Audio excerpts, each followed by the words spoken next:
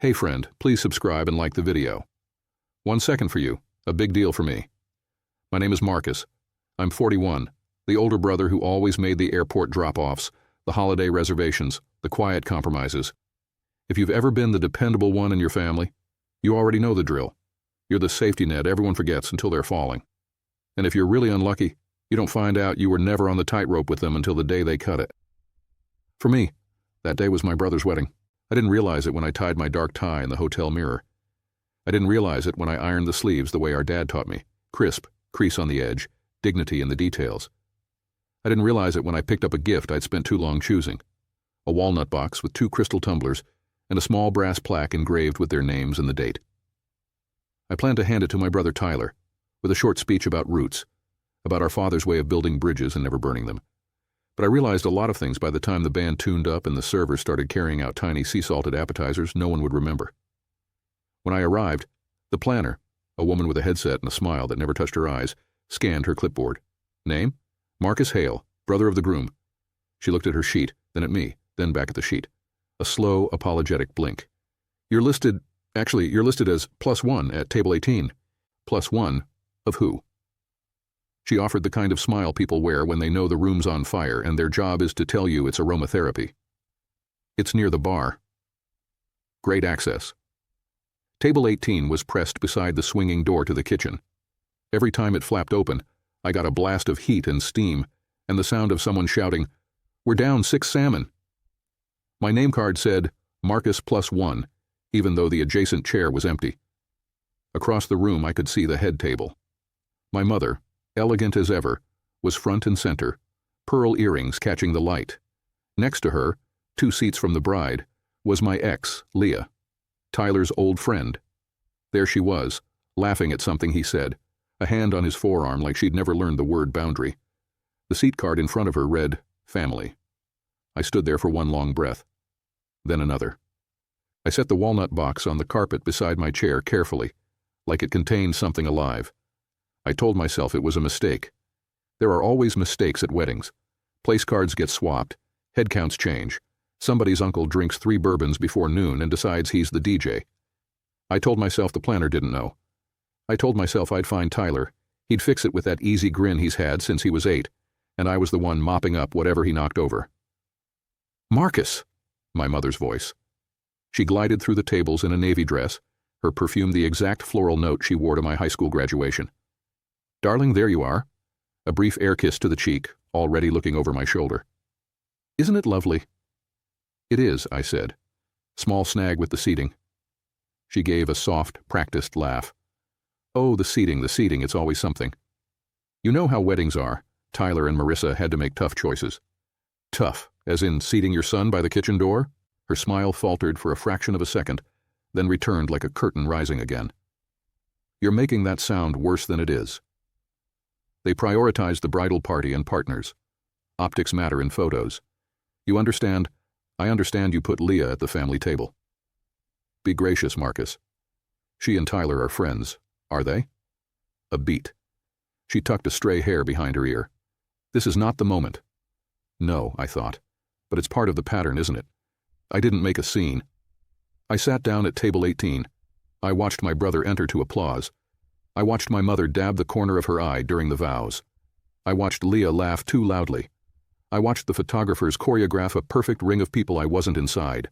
Every year since Dad died, I've paid an extra mortgage payment when they were short, handled the contractor when the roof leaked, negotiated the medical billing when Mom didn't understand the statement. I was the bridge. I was the tightrope. I was the net. And that night, I was the +1. The servers began their ballet of plates and steam. The kitchen door swung open and shut and open again. A waiter set a glass of water at my spot, cleared his throat, and glanced at the walnut box by my chair. For the couple, I said. Nice, he said, and pushed through the door again. I sat there for 23 minutes. I counted them by the song lengths. When the band switched to something soft and old-fashioned, I stood, took the walnut box, and walked toward the exit. I didn't hurry. I didn't look left or right. All I could hear in my head was my father's voice the day I told him Tyler had borrowed my car and returned it with a dent and a lie. You don't teach a man accountability by paying his bill, son. You teach him by handing it to him. I'd been paying Tyler's bill for years. Marcus! Tyler jogged after me on the gravel outside, jacket unbuttoned, tie slightly askew, hair perfect in that effortless way I used to envy and now only recognized as practice. Hey, where are you going? Home. Because of the seat? Come on, man, don't do this. You know how crazy this is today?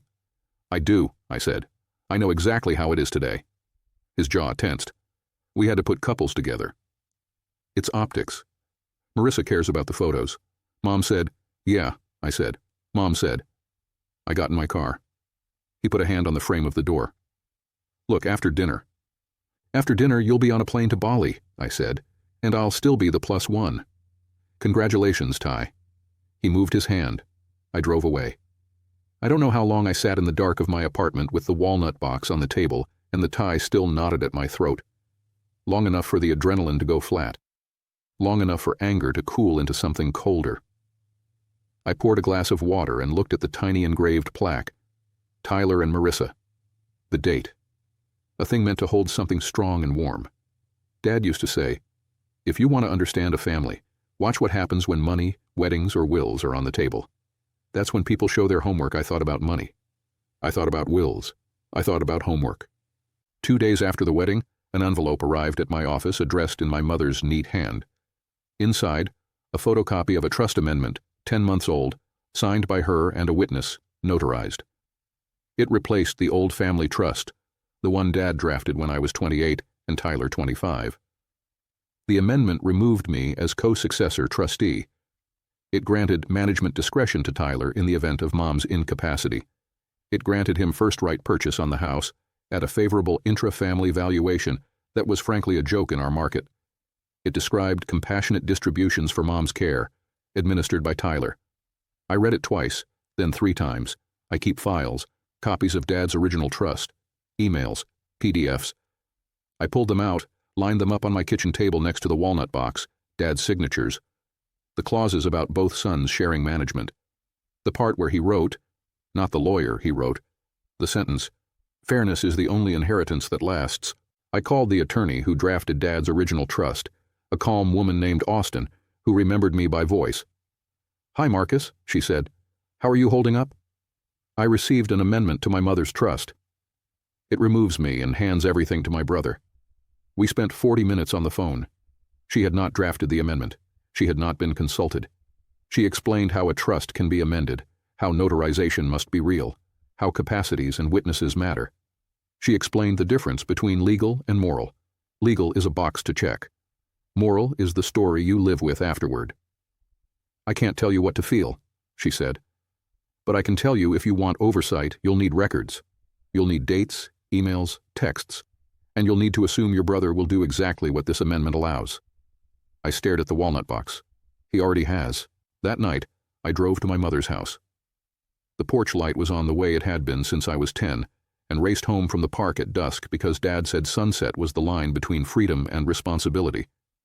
She met me at the door with a tight smile. Marcus. Mom. We sat at the dining table where I learned multiplication, where Tyler learned how to make excuses sound charming. The amendment lay between us. You did this without telling me. You're busy, she said. You have your work. Your life. Tyler is present. He's present when the cameras are out. She flinched. That's unkind. It's true. She laced her fingers together tightly. You've always been strong. You've never needed reassurance. Tyler has. This is about helping him become who he can be. By handing him the keys and cutting me out? By giving him responsibility. Responsibility without accountability is a gift card, I said. It's not a lesson. She pressed her lips together. Marcus, I'm not going to argue. Your father... Dad didn't write this. Her eyes flicked just briefly to the corner of the paper where Tyler's neat, angular signature sat under acknowledged. Something in my chest did a small, controlled break. You signed this because Tyler asked you to. There was a long silence. Finally, she said, he explained it. He said it would streamline things. He said you'd agree. He said you'd be relieved. I stood. I'll send you a list of every bill I've paid and every invoice I've negotiated since Dad died. You can streamline those, Marcus. I'll always make sure you're cared for, I said. I'll never be your weapon again. I left before she could turn the conversation into one of her monologues. the kind where guilt slips in like fog and you forget there's a road underneath you. I used to think revenge was noise. Break glass, burn bridges, scorch the earth, and dance in the smoke. Dad used to shake his head at stories like that. If you're going to set a fire, he'd say, make sure it's in their ledger, not your kitchen. So I set to work. Quietly.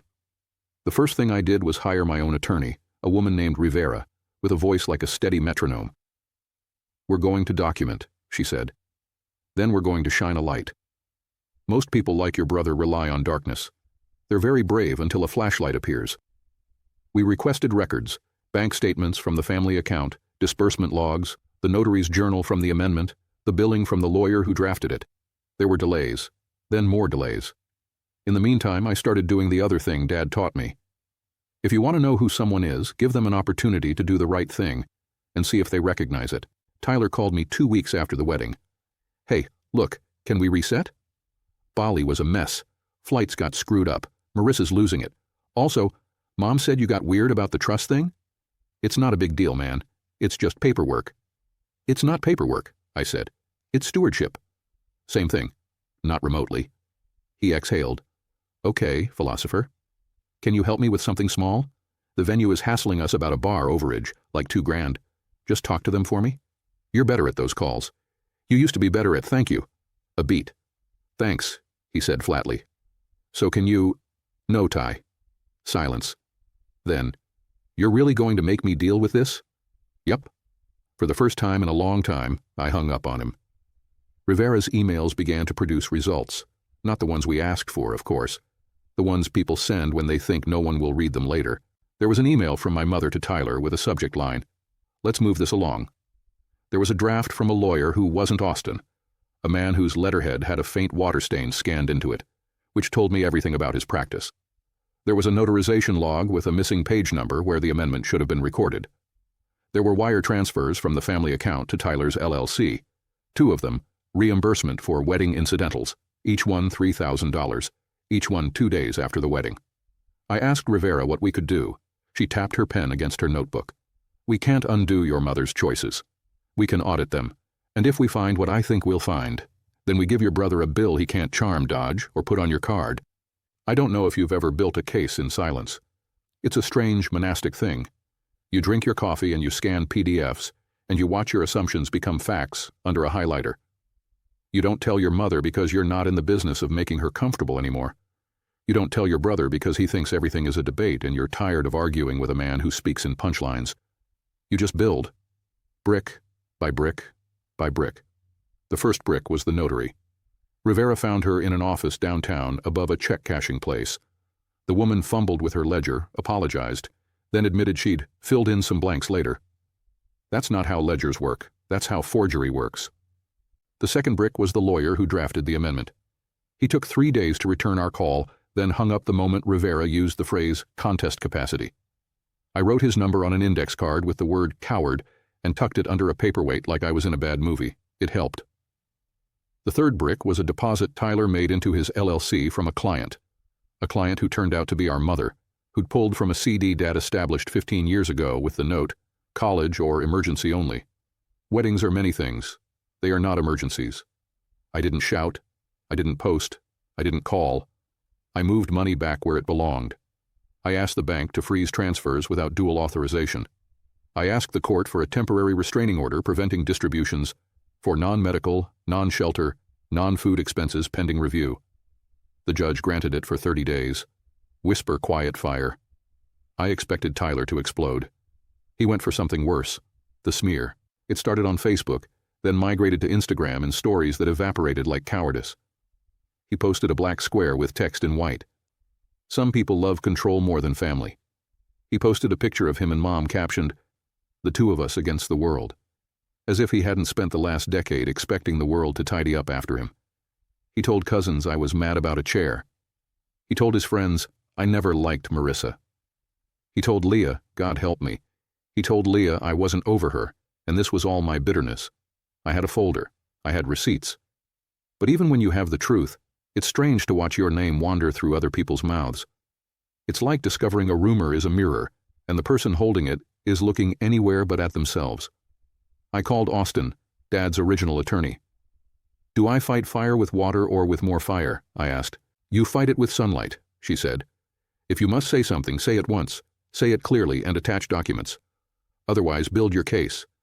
So I did both.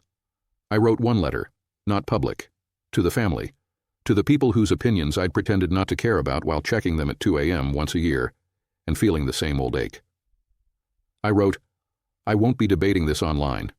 Attached, you'll find the amendment, the notarization irregularity, the disbursement logs, the transfer receipts. You'll also find Dad's original clause about shared stewardship. If you think this is about a chair, it isn't. If you think this is about a wedding, it isn't. This is about fairness. I love my mother. I will always ensure she is cared for. I will not subsidize my brother's entitlement or anyone's lies. You're free to pick your stories. I'm sticking with the facts. I hit send. Then I put my phone face down and went for a run until my lungs burned and my head went quiet. Some people replied with silence, some with cautious gratitude. My aunt, Dad's sister, called me and cried, said, Your father would be relieved someone remembered who he was. That one nearly put me on the sidewalk. 2 days later, Marissa called. Marcus, she began brightly, like we were starting a scene she'd rehearsed. This has gotten so messy. It reflects badly on everyone, you know. Maybe we should meet and smooth it? I don't meet to smooth lies, I said.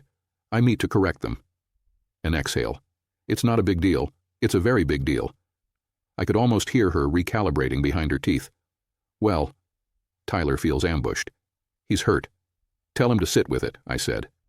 There's a lot of room at table 18. She hung up.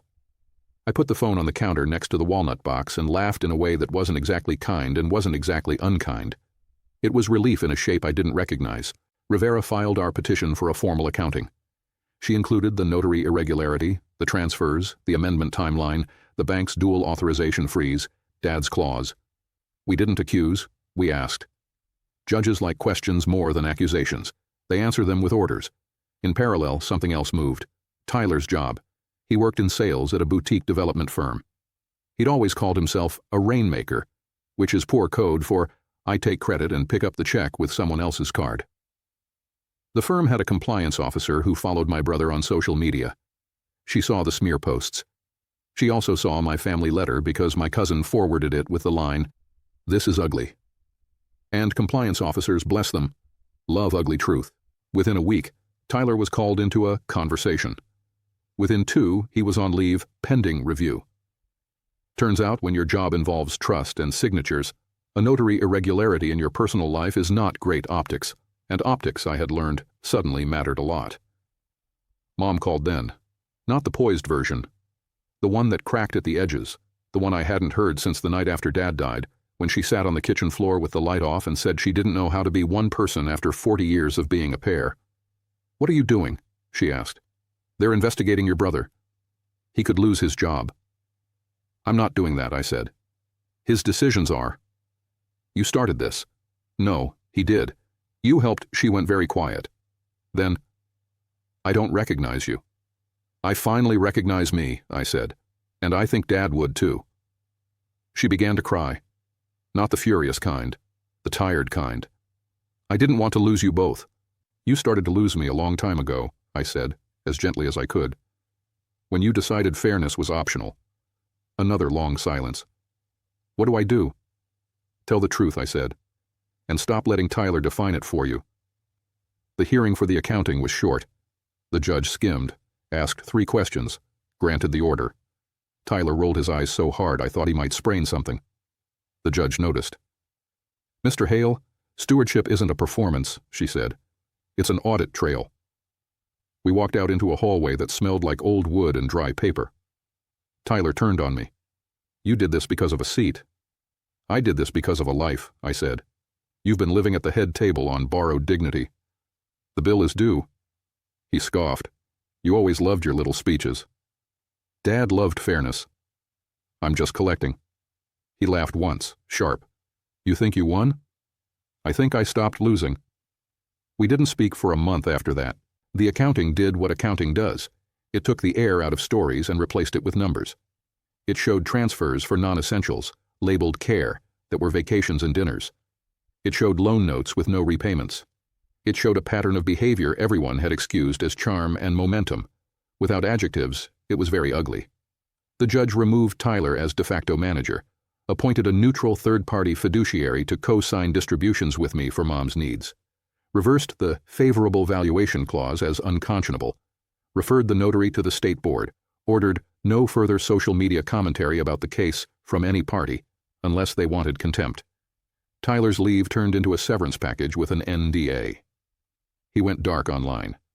Marissa unfollowed half the family and posted a quote about protecting your peace, which always translates to, I don't want accountability. Mom stopped inviting me over with agendas. She started asking me how my day was and actually waiting for the answer. She sent a text one evening. Thank you for the new contractor for the porch. He was kind. Your father would have liked him. It landed like a blessing and a eulogy at once. I wish I could tell you it ended with a neat bow. It didn't. Family never does. What happened was simpler and harder. Space opened. I stopped filling it for other people. I let echoes teach their own lessons. One day in late spring, Tyler knocked on my apartment door. No call, no text. He looked like the version of himself I used to see after a hangover. Expensive shirt, humble eyes. Can we talk? He asked. I let him in. We sat at the tiny kitchen table I'd bought secondhand the year after Dad died because it matched nothing and I liked that about it. He stared at the walnut box on my shelf. You kept it. It's a good box. He rubbed his palms on his knees. I was wrong, he said. The sentence fell into the room like a coin you didn't think existed. I know. I used Mom. I used you. I cut you out and smiled about it. I told myself a story where I was the hero because I didn't want to feel like the villain. That's a lot of words for a man who used to say, no big deal for a living. He let out a breath that might have been a laugh if it had more oxygen. I lost my job. I know. Marissa, we're separating. I nodded. I wondered.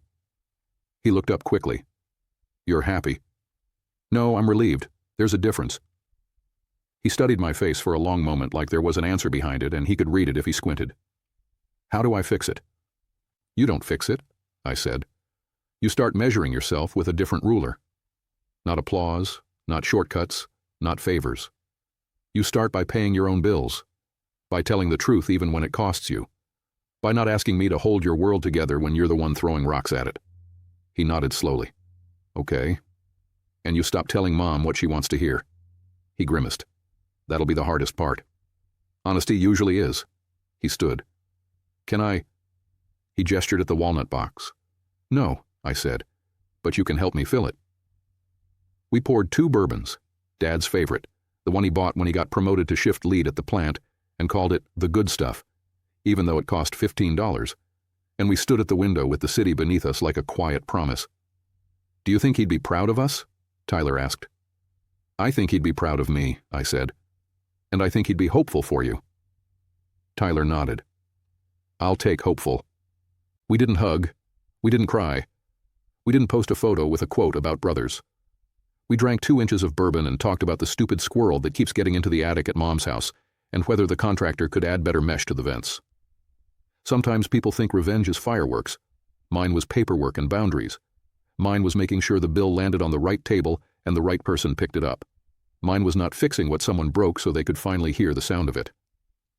Months later, at Thanksgiving, I sat at my mother's table, the real one, not the symbolic one, with a plate of 2 dry turkey and mash that tasted like every holiday we ever survived. Tyler brought store-bought rolls and didn't pretend he'd bake them. Mom told an honest story about Dad that didn't paint him as a saint and didn't paint her as a martyr. We clinked glasses. There were no speeches. After dinner, I took the trash out because I wanted to, not because anyone expected it. On the porch, in the cold, Tyler joined me with his hands jammed in his coat pockets. I paid the bar overage, he said. Good. And I called the bank to get Mom a fraud alert. Even better. He swallowed. I know you don't trust me. I trust you more than I did, I said. That's a start. He nodded. I'll earn the rest. We stood there, breathing white into the air for a while. It felt like a new kind of silence. Not the kind you fill with apologies you don't mean. The kind you build with choices you do. On my way home, I stopped by my place and took the walnut box off the shelf.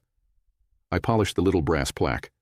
I poured 2 fingers into 1 glass and sat at my kitchen table that still matched nothing. Dad taught me you don't teach a man accountability by paying his bill. You hand it to him. I finally handed mine to the right person. It didn't make me the hero. It made me honest. If you're the dependable one in your family, I'm not going to tell you to burn the bridge. I'm going to tell you to put a toll on it. Dignity is a toll. Boundaries are a toll. And the people who love you will pay it gladly. As for the others, there's a table by the kitchen. It seats 2, you and your self-respect. It's not glamorous, but I promise you, the food finally tastes like it was meant for you.